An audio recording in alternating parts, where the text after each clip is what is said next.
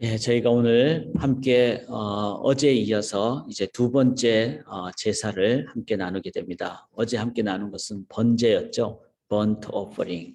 그래서 번제 여러 가지 내용들을 한 번 더 이렇게 말씀을 통해서 보시면서 하나님 앞에서 묵상을 하실 때 그 속에 예수 그리스도가 나옵니다. 예수님은 십자가에서 다 찔려서 마지막 피 한 방울까지 다 하나님께 올려드린, 그랬을 때 그 속에 하나님이 향기로 받으시고, 그러니까 하나님이 향기로 받으시고 그 다음에 하나님께서 우리를 죄악을 덮어주시는 그런 하나님의 임재가 임하는 영광이 있죠. 그 다음에 거룩하게 하시죠. 깨끗하게 하시죠. 그랬을 때 우리 번제의 가장 핵심이 뭘까요? 그것은 하나님의 영광을 다 받고 거룩하게 됐을 때 이 나의 삶에 나만이라는 것이 아니라 내가 이제는 세상의 번제물이 되는 거죠. 그래서 세상 사람들에게 하나님의 영광만, 거룩만 보여주게 되는. 그래서 참 저는 이 레위기의 내용들이 중요하다고 생각을 하고요. 저희가 사순절 오늘 첫날 레위기를 또 계속 나누는데 좀 계속 사순절 기간 동안에 특별히 레위기를 많이 묵상할 수 있기를 원합니다. 왜? 우리는 세상에 바로 예수님의 뒤를 따라가는 번제물이 되기 위해요. 그런데 우리가 세상을 향하여 그렇게 제물이 될 때 미국 교회에서는 그렇게 하잖아요. 예배드리고 이제 끝나고 갈 때 go in peace 이렇게 얘기합니다. 하나님과 화평이 되니까 평강을 가지고 세상을 향하여 go in peace, 평강의 어떤 선물이 되라, go in peace. 참 너무 좋더라고요. 미국 교회 가서 예배 드릴 때. 저희도 참 go in peace. 지금 전쟁의 소식이 많은 이 세상에 정말 번제물의 삶을 그리스도인들이 살 수 있기를 원합니다. 제가 보니까 러시아라는 나라의 가장 핵심 종교가 뭘까요? 우리가 잘 알듯이 러시아 정교입니다. 그러니까 기독교의 또 다른 어떤 종파 혹은 형태의 모습이죠. 80% 정도가 러시아 정교입니다. 그렇다면 그리스도를 믿는 사람들이 go in peace를 할 때 전쟁 대신에 평화를 나눠드리는, 참 그걸 기억하시면서 오늘 저희가 이제 함께 드리는 이 소제는 아시다시피 grain offering입니다. grain offering이라는 것은 바로 우리의 삶의 가루가 되는, 이제 그래서 소제라는 말은 민하라는 히브리어에서 나왔는데 grain offering이란 말은 이제 하나님께 올려드리는. 자, 우리가 선물을 드릴 때 내가 이거 당신한테 선물 줬으니까 그러니까 당신 나를 좋게 여겨야 돼. 이거는 뭐죠? 생색 내는 거죠. 그거는 올바른 선물은 아니죠. 선물은 내 마음속에 상대방이 전부로 가득 찰 때 그 사람이 이거 받아서 기쁘고 그 사람이 원하는 거 하고 그렇게 되는 게 선물이죠. 소제는 그런 겁니다. 선물을 주는 사람은 안 보이고 선물만 보이는, 그래서 선물 받은 사람이 생색내는 사람이 안 보이고 자기 마음속에 진짜 기쁨이 되는, 하나님께 진정한 기쁨이 되는, 그게 바로 이 소제라는 것입니다. 우리가 본문을 짧게 보시면서 이 소제를 조금 더 깊게 우리가 묵상할 수 있기를 원합니다. 1절에 보면은 소제 예물을 여호와께 드리려거든 고운 가루로 이렇게 했습니다. 고운 가루. 이 고운 가루라는 말은 솔레드라는 말인데 이게 흔들다라는 말이거든요. 그러니까 어릴 때 부모님이 이제 특히 어머님이 곡식을 이렇게 키질하는 걸 저는 많이 봤어요.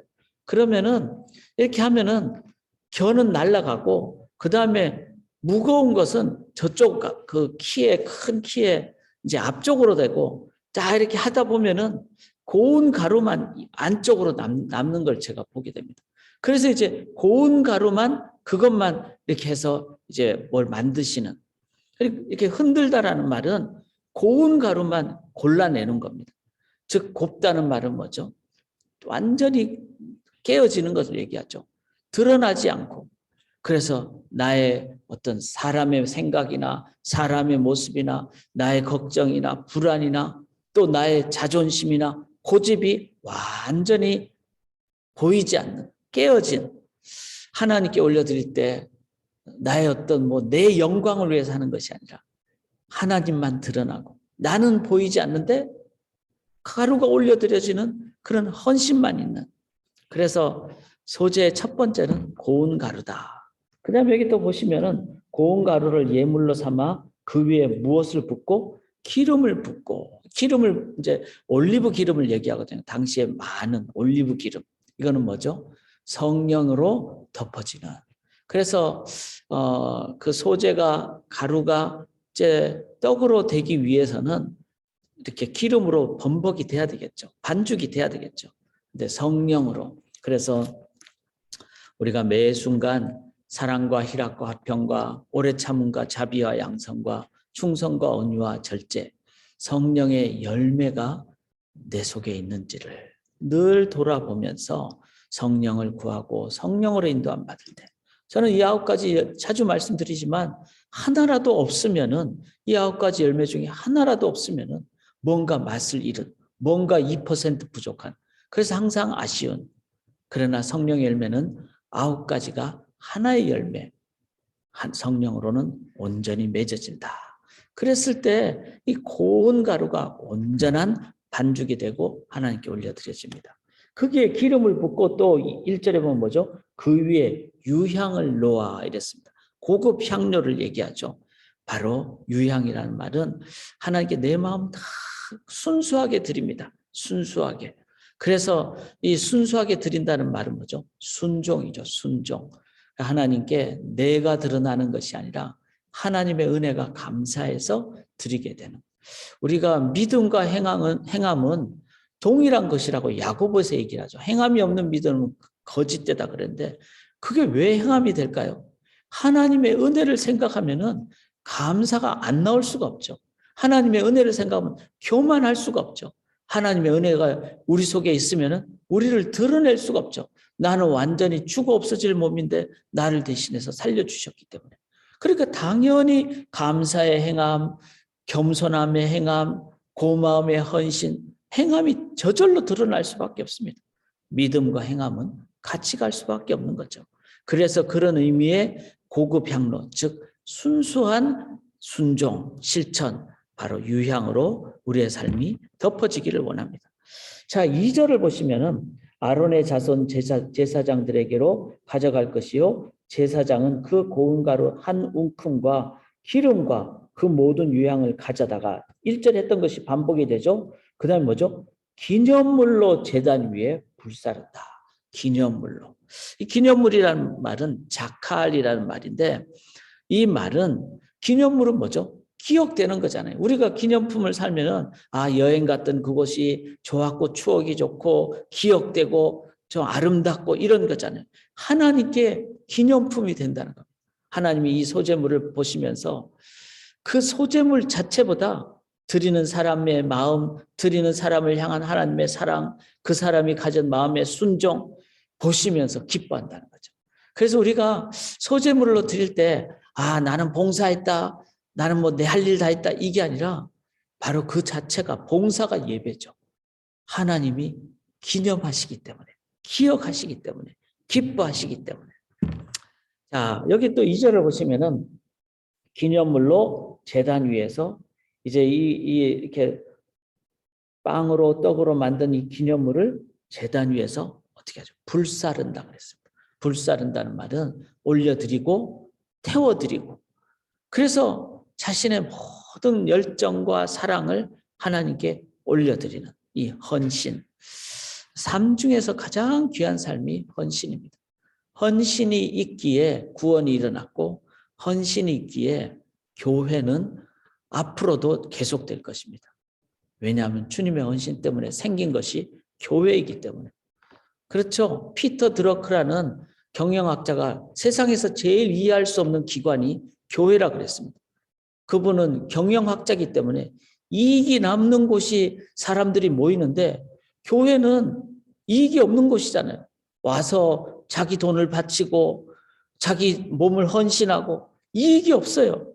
세상 경영인의 눈으로 볼 때는 그렇죠. 근데 그 속에는 이미 하나님으로부터 은혜로 구원받은 참 이익이 있고 거기에 감사해서 올려드리는, 그랬을 때 그 속에는 하나님의 임재가 임하는, 세상에서 돈과 비교할 수 없는 평강, 기쁨의 이익이 있는 거죠. 그래서 교회는 경영학자들이 이해할 수 없는 곳입니다. 그런데 하나님이 함께 하시기에 교회는 주님 오실 때까지 분명히 가장 순수한 유일한 기관으로 있게 될 것입니다. 자, 4절을 보시면은요. 우리가 레위기서를 보면서 조금 이제 자세하게 보는 게 좋죠. 이 4절에 보시면은 네가 화덕에 구운 것으로 소재의 예물을 드리려거든. 자, 소재가 여러 종류가 있다는 거죠. 그래서 유향을 바르고 반죽을 해서 제사장에게 이제 가서 불 태우는 것도 있지만 또 화덕은 아시죠? 뭐 탄두리 뭐 이런 거죠. 중동 지방에 가면은 안에 그 항아리 같은 것을 뜨겁게 달궈서 항아리 안쪽에 반죽한 것을 붙이면은 이제 그게 막 맛있는 부풀어오른 떡이 되는, 이제 빵이 되는, 이제 화덕에 구운 또 다른 의미의 소재가 있는 거죠. 자, 이 화덕에 구운, 그런데 화덕에 딱 구울 때는 탁 붙이면은 뜨겁게 되면은 이게 빵이 부풀어 오르잖아요. 그래서 맛있는 거잖아요. 그게 이제 이스트를 넣었기 때문에 그렇죠. 누룩을 넣었기 때문에. 그런데 이 소재에 이 화덕에 구운 것은 무교병, 즉 누룩이 없는 것. 또 11절에 보면은 꿀을 넣지 말라 그랬어요. 자, 무교, 이스트나 꿀은 그 속에 유혹적인 모습이 있고 그 다음에 급속도로 팽창하게 합니다. 죄의 신속한 전염성, 유혹성을 의미합니다. 소재에서 가장 중요한 것 중에 하나가 이 누룩이 없는 것입니다. 하나님 앞에 나의 그 마음을 온전히 올려드리는, 참 이것은 이 시대에 참 중요하다고 생각합니다. 유혹이 많잖아요. 돈의 유혹이 많고 세상의 쾌락의 유혹이 많고, 그런데 그것은 하나님 앞에서 창조 원리하고는 반대되는 것이죠. 하나님과의 사랑 때문에, 창조 원리 때문에, 질서 때문에 우리들은 일을 하는 거죠. 기쁘게 일하고 돈 벌기 위해 사는 것이 아니라, 먹고 살기 위해 사는 것이 아니라 하나님의 창조 질서를 자연적으로 세우기 위한 그것 때문에 일을 하는 것이죠. 그래서 오늘날 누룩이 많습니다. 우리 삶에.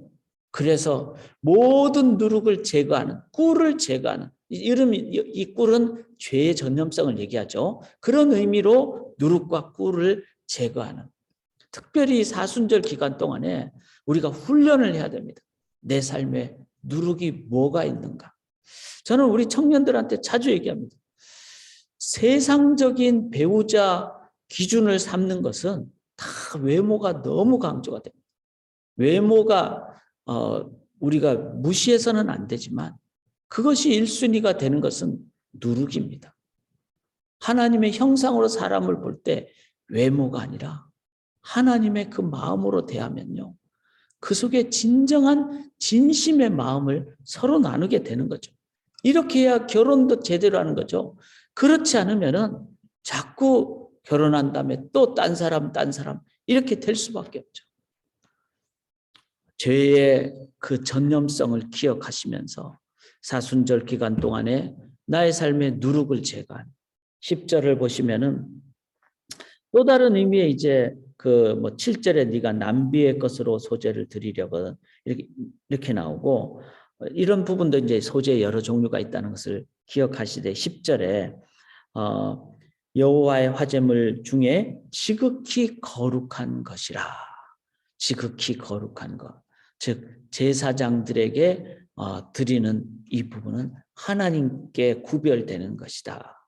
그래서 무교병과 지극히 거룩한 것이 연결될 때 우리는 세상에 우리가 고인 피스를 자꾸 기억하시면 좋겠습니다. 이 5대 제사는 내가 올려드리는 것뿐만 아니라 바로 세상을 향하여 내가 제물이 되는 겁니다. 그게 living sacrifice잖아요. 삶의 현장에서. 그러니까 우리가 무교병으로 세상을 향해서 나가야 되죠. 그리고 거룩한 것으로.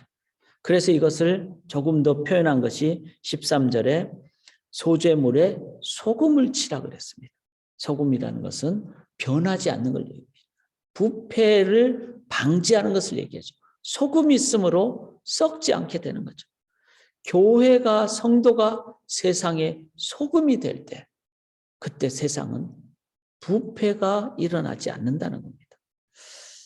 특별히 한국의 대통령 선거를 위해서 3월 9일까지 간절히 기도하시되 모든 정치가들 중에 크리스찬 정치가들이 이 소금으로 함께 소재가 될 때 부패하지 않고 그렇게 나아가는 우리가 함께 기도할 수 있기를 원합니다.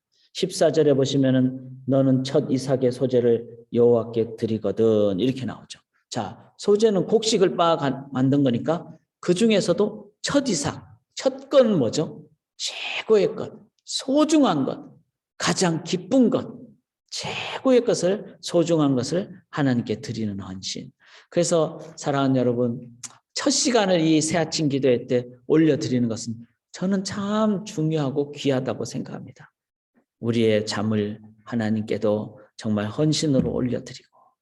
자, 이제 이 9가지 정도의 내용을 한번 보시면서 묵상을 하면서 나의 삶이 소재의 삶이 하나님께 드려지고 내 이웃에게 드려지도록 그럴 때 세상은 하나님의 나라가 보여지게 됩니다.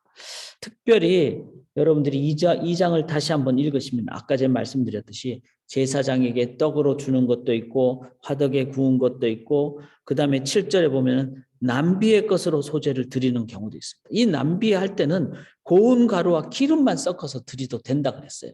다른 것은 뭐였죠? 거기에 뭐 향료를 뿌리고 막 이랬잖아요. 그런데 고운 가루는 많지 않아도 되고 남비니까 그 다음에 그 기름은 올리브 기름은 이스라엘 지방에는 항상 어디나 구할 수 있는 감람나무에서 나오는 것이니까 이거는 가난한 사람도 누구나 드릴 수 있다는 걸 얘기하죠. 그리고 누구나라는 말 속에는 바로 소재는 음식이잖아요. 즉 우리의 삶의 모든 영역에서 이 소재가 올려드려져야 된다. 누구나 모든 삶의 순간. 그렇게 소재를 올려드려질 때 이제 마지막으로 제가 오늘 나눠드릴 글에 제가 이런 표현을 좀 썼습니다. 소재라는 말은 가루 입자가 거의 보이지 않는 고운 가루를 얘기하죠. 소재는 들이지만 드리는 자의 삶이 드러나지 않는 참으로 아름다운 헌신을 말한다. 헌신은 있는데 헌신하는 자가 드러나지 않는 헌신. 고운 가루라는 말 그대로 고운, 곱다라고 우리가 얘기하잖아요. 고운 헌신이 소재입니다. 그렇게 고운 삶이 하나님께 세상에 올려드려지기를 간절히 기원합니다. 하나님, 우리의 마음도 말도 행동도 우리의 삶의 모든 영역에서 고운 가루가 되기를 원합니다. 올려드려지지만 분명히 먹을 것이 기쁨으로 제공되지만 그 사람은 보이지 않고 헌신만 있는 그래서 진짜 기쁘고 진짜 순수한 그 소재의 삶이 이 땅의 모든 크리스찬들로 말미암아 드려짐으로 세상이 더 맑아지고 더 기뻐지는 세상 되고 하나님의 기쁨이 넘치는 우리의 매일의 삶 되게 저희의 소재의 제사를 올려드리옵나니 하나님 영광 받아 주시옵소서. 감사드리며 예수님 이름으로 기도합니다. 아멘.